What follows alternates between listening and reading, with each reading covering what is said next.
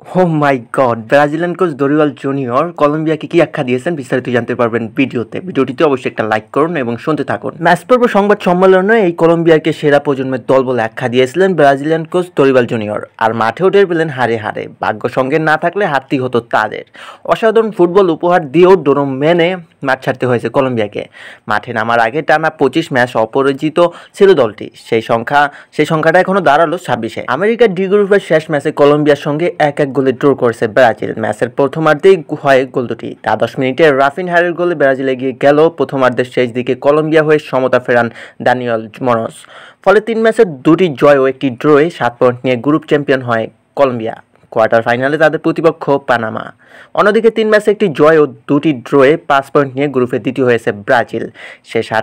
শেষ আটে তাদের প্রতিপক্ষ দারুণ ছন্দে আঁকা উরুগুয়ে। একই সময়ে গ্রুপের অপর ম্যাচে প্রাগুয়েকে 2-1 ব্যবধানে হারিয়েও 5 পয়েন্ট নিয়ে বিদায় নিয়েছে কোস্টারিকা।